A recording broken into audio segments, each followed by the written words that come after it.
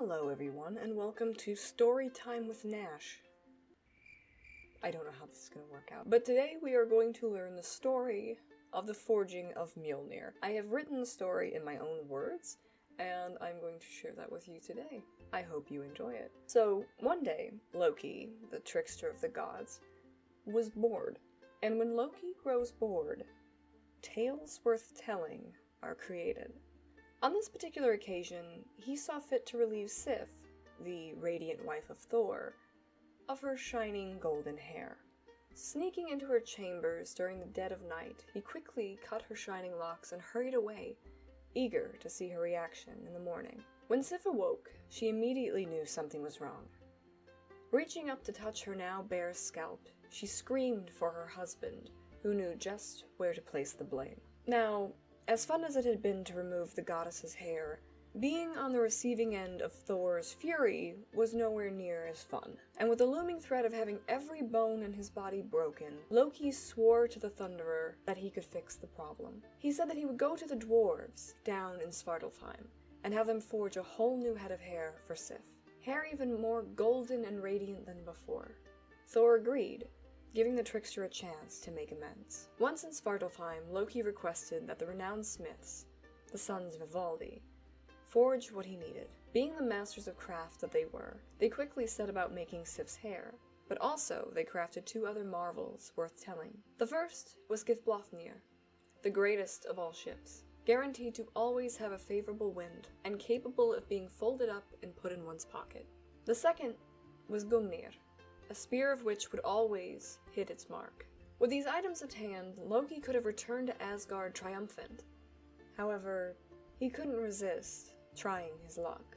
So he turned to Brock and Sindri, and bet that they could never forge three creations as good as the sons of Ivaldi could. He bet that they'd fail, and even went so far as to wager his own head. Eager to prove the trickster wrong, the two dwarves went to work crafting three legendary items.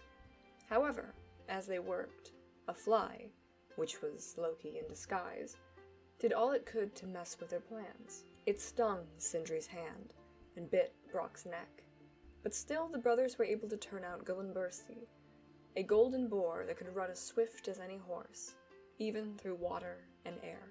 Next, they created Draupnir, a ring from which drips 8 new rings of equal weight and splendor every 9 nights. The third project was to be their grandest, and to get it just right, the dwarves needed meticulous precision to ensure no costly mistakes were made. The fly quickly went to work, making the task all but impossible. It stung at Brock's eyes, causing blood to drip into them, blocking his vision so that while he was creating the handle to the great hammer that Sindri had forged, he fell short, failing to make it long enough. While Sindri feared this had all but ruined the piece, the hammer they called Mjolnir was still unsurpassed in quality, created to always return to the wielder's hand once thrown. Despite the slight handle, the two dwarves were still confident that their creations warranted equal praise to that of the sons of Ivaldi.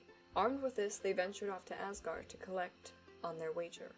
Once back in the presence of the other gods and goddesses, Loki made a show of presenting them with the wonders he had made. To Sif he gifted her new golden locks, more radiant and shining than her hair before. To Odin he gave Mjolnir, his now legendary mighty spear. To Freyr he gave Skidbladnir, the realm's greatest ship. While the gods were pleased by these gifts, it wasn't long before Brock and Sindri came, speaking about their wager and showing the crafts that they had made. To Odin they gave Draupnir, and to Freyr they gave Gullinbursti. But the most awe-inspiring of all was the hammer they gave to Thor, and all of the gods agreed that it would be invaluable against the giants.